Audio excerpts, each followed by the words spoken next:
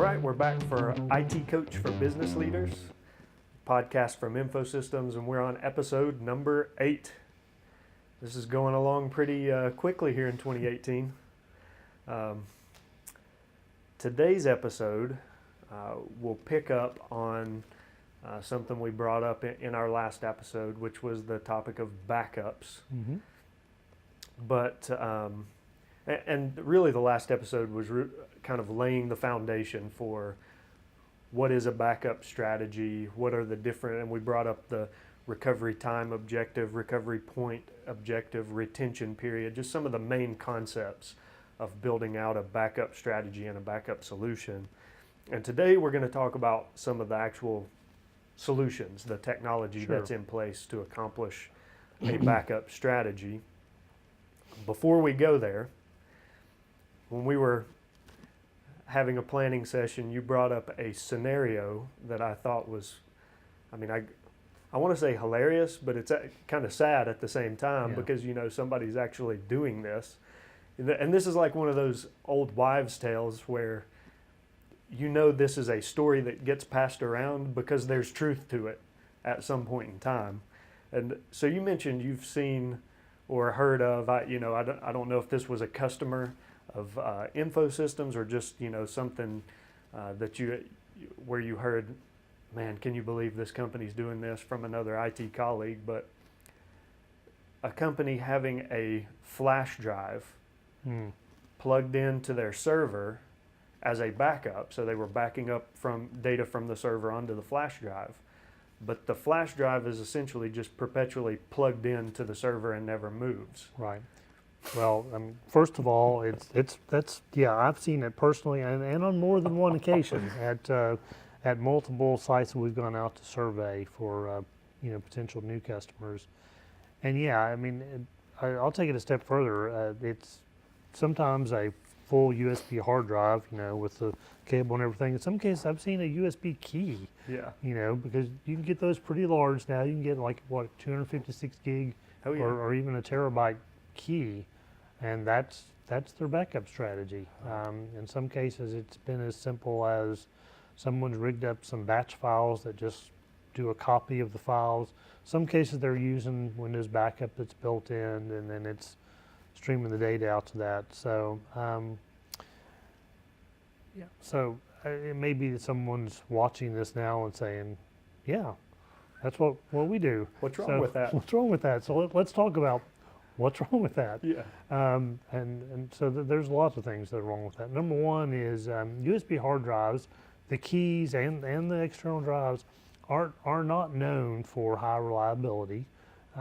They fail. I can't tell you how many USB keys I've been through. Now, I'm probably hard on them. They may have gone through the washing machine before because I carry them in my pocket. But USB keys fail. They have a life to them. So that's thing one. I don't want to trust my company data to something that I bought, down at the local Best Buy off of a shelf for, $60 or something like that for a large one, or $16 for a small one. That's not where I'm putting my or the company free data. one you got at the recent trade show you went Yeah, to. exactly. So that's thing one, just reliability. I think beyond that, though, is the method that it's being used to copy the data off. In many cases, it's just, we're just doing a file level backup, which means, yes, my data is getting copied over there, assuming the USB drive doesn't fail on me. I've got my files, but I probably don't have what I would call my metadata, which is, the permissions for those files, the overall structure of my server. So if I did have a failure, I'm going to have a long time to get back to that. We talked last episode about RTO, recovery time objective. In this case, I'm going to have a long time because I'm probably going to have to rebuild that server from scratch, reinstall the operating system, reinstall all my programs, and then copy my data back from that.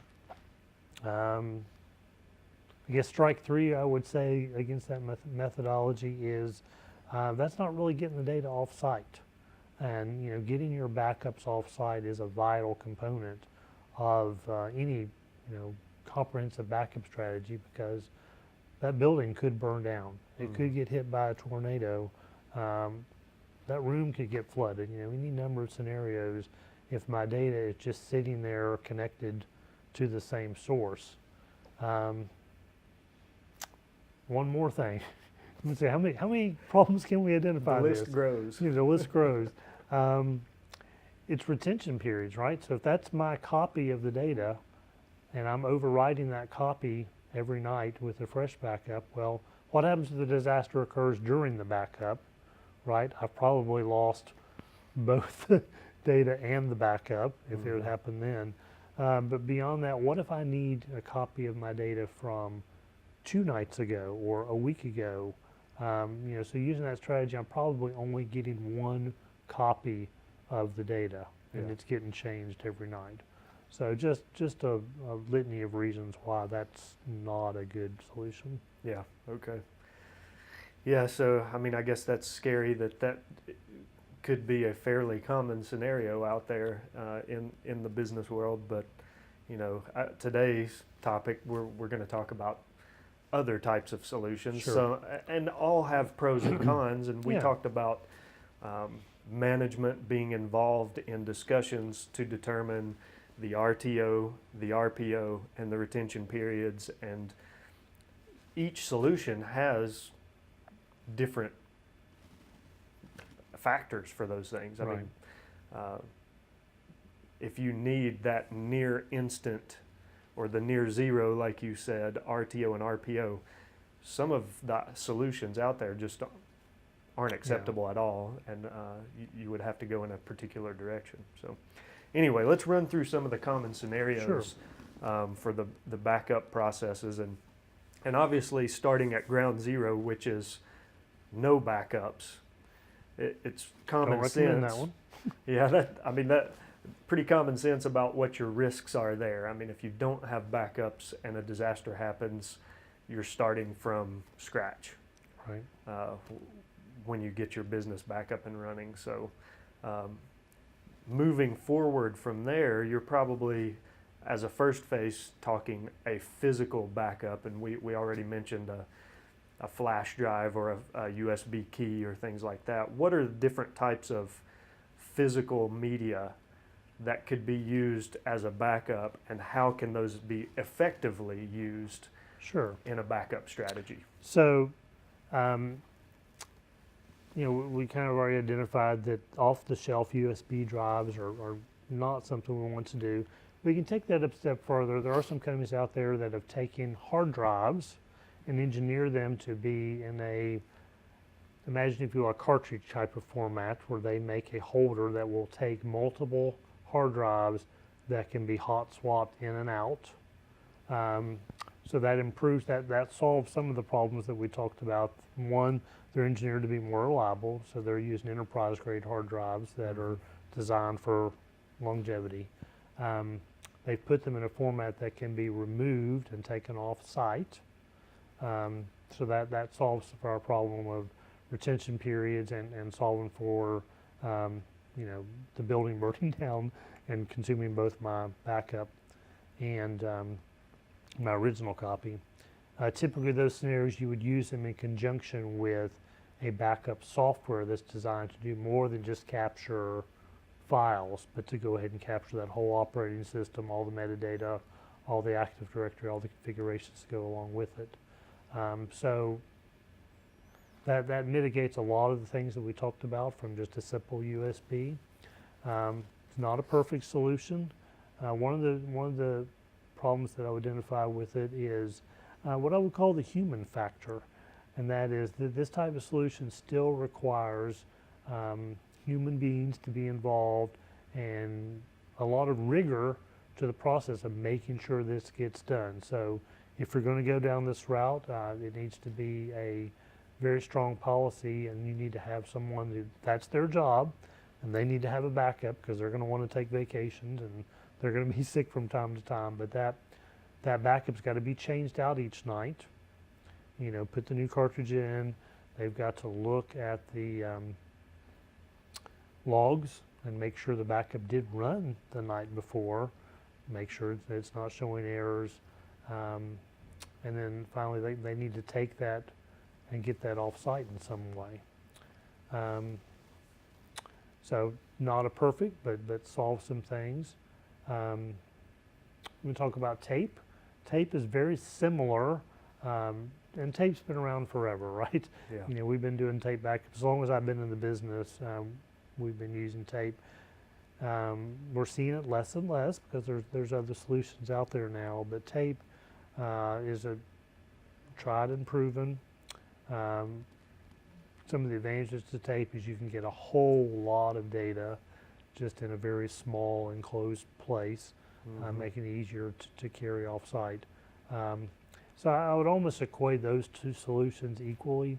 They both have the problems inherent the same. One of the examples that I'll say, you know, we mentioned by USB hard drives, even if you're using tape, which is a more reliable solution, you still got to make sure you're doing proper tape handling. Can't tell you how many times I've gone in and here's my server, here's my stack of tape stacked up on top of the server, and that's my backup solution. You know, they're labeled Monday, Tuesday, Wednesday, Thursday, Friday. You know, we've got a tape for each day of the week, but they're all sitting there together.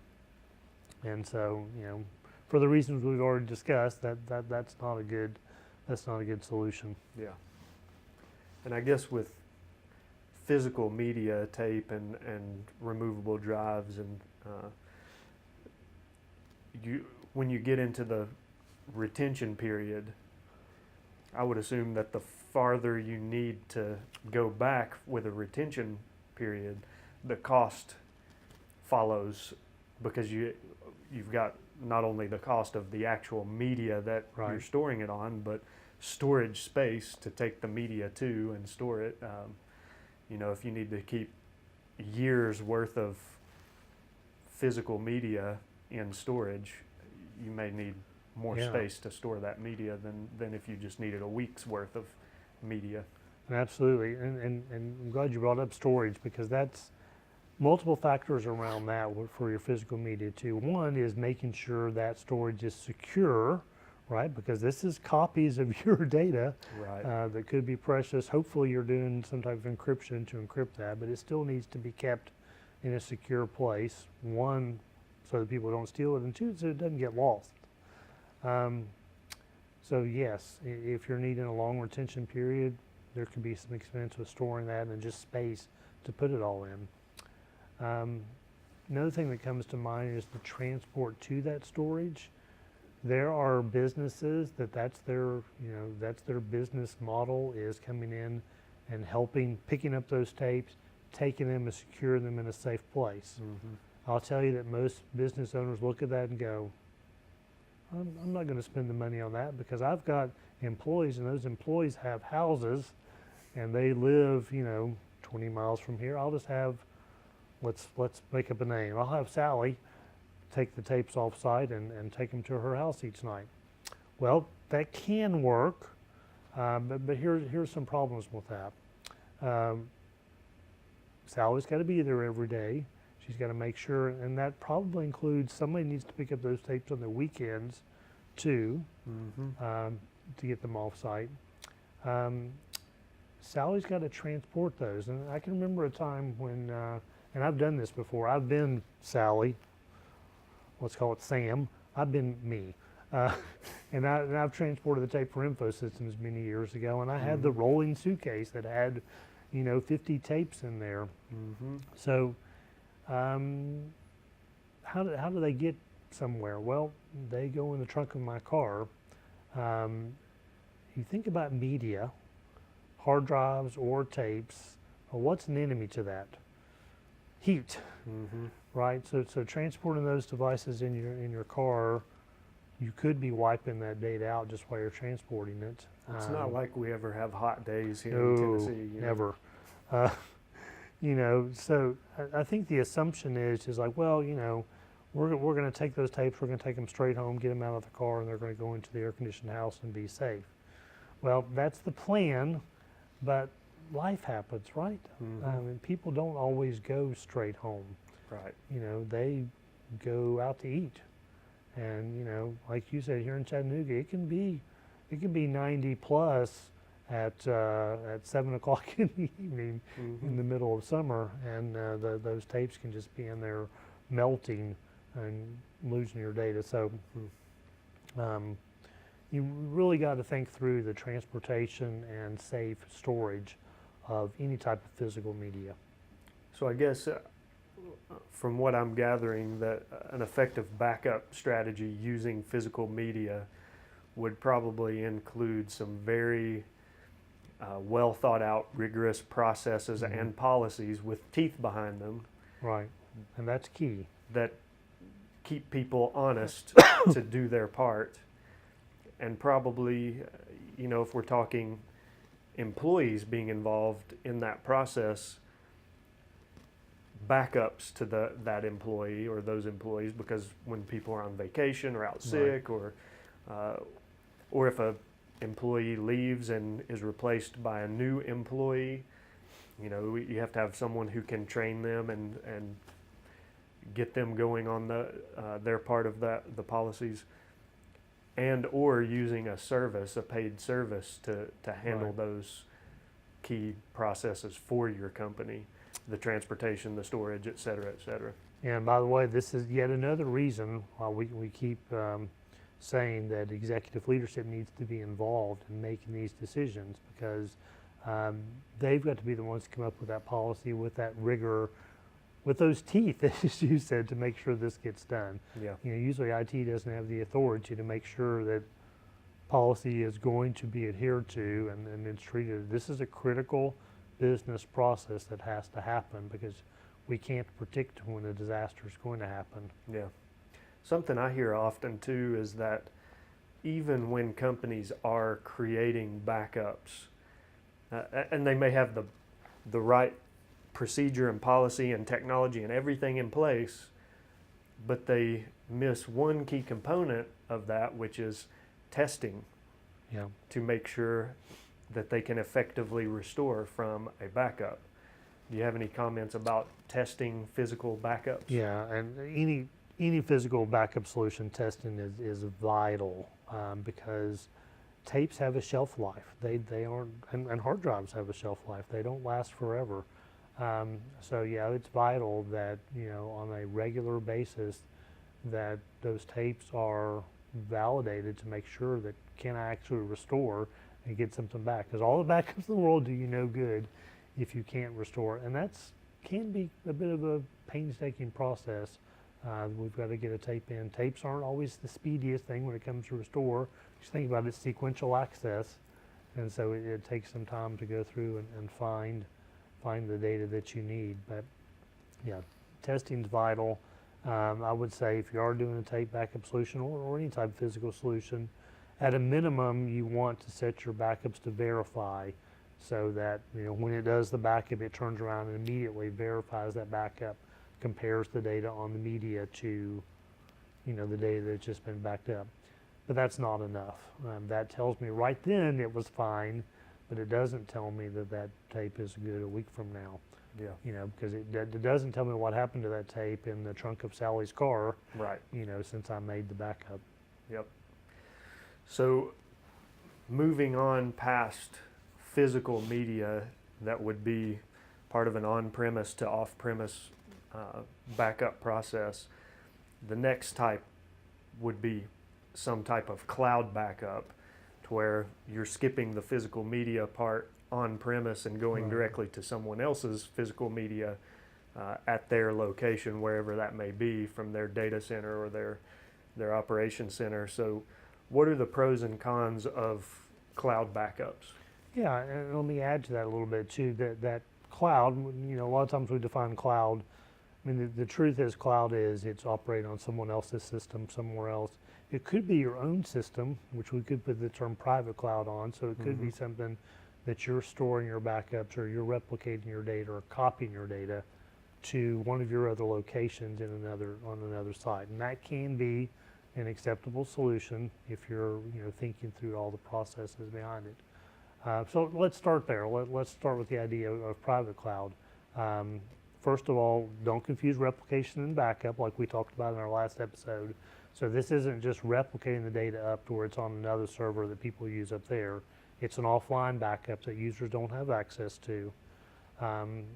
You're going to want that site to be far enough away from your main site to mitigate against, a disaster. So it doesn't need to be in the building next door. Yeah. I'd like to see it be 20 plus miles away. Depending on your business and depending on your needs, it might need to be 100 plus miles away. That's a business decision. Yeah. But that data needs to be copied off, backed up, again with backup software that's going to get all the metadata, all the configurations and settings, but then stored elsewhere. Beyond private cloud, you go into the public cloud, and so there are backup services that will allow you to stream your data up to them. One of the nice things that I like about an automated, like a cloud backup solution, is you can take a lot of the human intervention out of that. So no longer do I need Sally to make sure she's switching tapes out. I can make this an automated schedule, and it just happens, and then it sends alerts or emails if there's an exception and it's not able to do it. So that alone can really strengthen your backup process. Anytime you take human beings out of the equation on something that's repetitive like that, it can make for a lot more reliability. Well, in the statistics we mentioned in the last episode, human error was one of the major infractions that causes data loss in the first place. Right, about a third. I would assume that translates across to a backup process too. Yeah. Human error could be a major contributor to losing backups or inefficient or ineffective backup process. Absolutely, and I would say it's probably roughly the same statistic there. Yeah. Just from my experience, is that if someone thought they had a backup, and come to find out they didn't really, it's because someone along the way didn't follow business processes, as well as they should have. Yeah. So with the cloud, I've heard a lot of times, and I would say this applies to private cloud more so than public cloud, but I've heard people talking about a different weather pattern. So if you're in, let's say, Chattanooga, Tennessee, our weather often comes up from the Gulf, and so it would probably make less sense to have your backups in a location that's going to get hit by the same weather pattern. Right. So maybe something like, Washington State or Chicago or something would make a lot more sense for a backup, for a private cloud backup, rather than somewhere that's 20 miles away but still in the same weather path. Right, absolutely. And are there shortcomings when it comes to public cloud of knowing where your data is actually resides? I mean, when you're putting your data up into a cloud backup, let's say it's with one of the main cloud backup providers, how do you know where their facilities are and where your data ends up? And is that part of the process of determining which company you select? It absolutely needs to be, and that's something you need to ask when you're going to do business with one of these providers, is where does my data physically reside? Because I want to make sure it's sufficiently far away or in a different weather pattern, as you mentioned. You have the right to know. It's your business, it's your money that you're spending, so it's something you should ask. The ideal solution is that those cloud providers, hopefully they're storing at multiple places. They're replicating it as well, and it's not just in one of their data centers. Yeah. It's in multiples, and there are certainly companies out there that can provide you that level to where it can even be a replicated copy on another continent that's really far away. So beyond physical media, drives, tapes, etc., and cloud, public, private cloud, are there other types of backups that companies should be considering? Does that pretty much cover the entire ground of technology available? Now, I know you mentioned software, Sure. And that can be a key component, especially, I know we deal with several vendors that handle backing up and replicating virtual server environments and things like that. Can you explain the software element a little bit? So the software element is that layer in there that's going to make your backups be more than just the copies of your file, so that you're getting all your metadata, you're getting all your operating system set up, your programs, so that you're not having to reconstruct everything from ground one in the event of a disaster. Mm-hmm. There's lots of offerings out there. Some of them are independent software offerings that can be purchased that will work with different forms of storage media. So, you might pick a package that has the ability to back up to a hard drive, to a tape, to send things to a cloud archive somewhere, but it's that translation layer that make sure you're getting everything, possibly implies encryption to it, Mm-hmm. to make it secure as well. Gotcha. Also want to just, let's talk about cloud before we leave that for a moment, and just talk about some of the downsides to it as well. There are some caveats to a cloud-only backup solution. One of those is, the backup time. Nowadays, it's gotten a lot better, but you think about your initial backup. Let's say I'm a typical small business and I've got, a few hundred gig to back up. Well, here in Chattanooga, we've got pretty fast internet speeds, but still, even at that, if I've got a terabyte of data that I need to replicate either to a private cloud or to a public cloud, especially that first replication, that first copy of the data off-site, it's going to take some time. It may take several days worth of time. Mm-hmm. During that time, I'm still vulnerable, until I've gotten that copy off. Now, once that initial copy is replicated off, subsequent backups typically, if you're using the right type of software, can just send deltas, things that have changed since my last backup. So those can be a lot quicker, sometimes even as little as an hour, depending on my business and how much I've changed during the day. Mm-hmm. So that's data moving off-site. But anytime we're talking about backup, we need to talk about restore, right? Getting my data back. In a cloud-only type backup solution, one of the challenges there is how do I get back in a timely manner? So if we're talking about RTO, recovery time objective, getting that back data. Well, remember, it took a long time to get that data off. Mm-hmm. It's going to take the same amount of time or more possibly to get it back into my system. That may not be an acceptable solution for me. If I've got to, if I've had a disaster and I've got to stream all that data back down and it takes me 72 hours or more for that to all copy back down, that might not be good enough. Yeah. So, I would encourage, as you're shopping for that, what's the solution for that?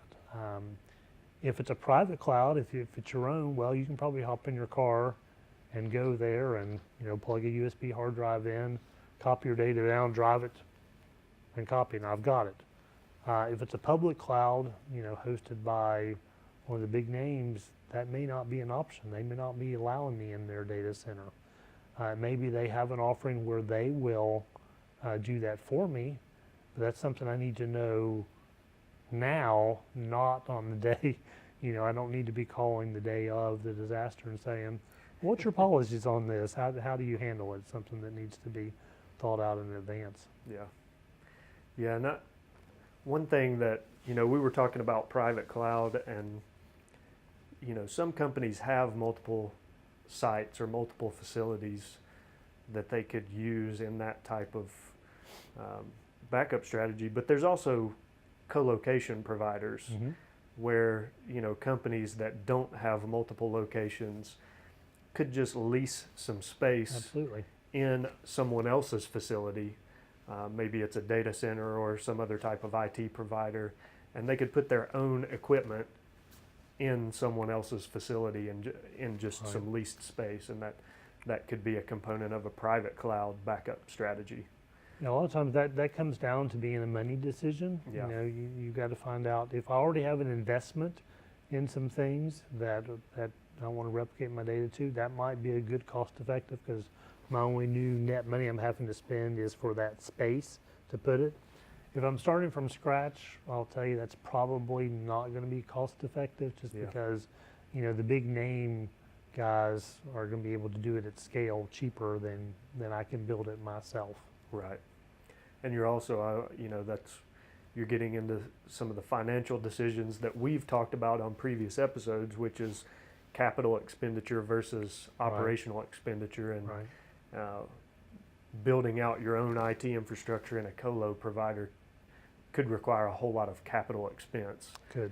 Whereas getting started with a large cloud storage provider is going to fall under more operational expense and have a lower upfront cost associated to it. But again, a place where company leadership really needs to be involved in the discussion. Have we mentioned that before? Yeah, maybe once, maybe, I don't know. But yeah, so, you know, obviously that's a key component to all of these decisions is company leadership, being involved, helping the IT decision or the IT execution team, whether it's internal or external, Right. understand the business, assign importance, and make the correct decision for their particular situation. But I think we've covered a lot of ground in this episode about technology, and I know in the next episode what we really want to touch on is one of the most common fits most type solutions that you would recommend, because it kind of eliminates a lot of those potential failure points, Right. human error and hardware failure and things like that, to where you're covered. You know, if it's layers, then I would say there's multiple layers to that solution, so that in one case of potential failure, there's a mitigating factor that would overcome it and protect your data. So we'll talk through that on the next episode. But anything last minute to add on the topic of IT backup technologies? Well, I think, you know, you had asked the question, have we covered all the types of backup? I think we have. I think the remaining ones we talk about are hybrid solutions that combine, you know, the best of scenarios from all the things we've talked about into one that covers that. So I think that's what we'll talk about next time. All right, cool. That sounds good. All right. Thanks, Aaron. Thank you.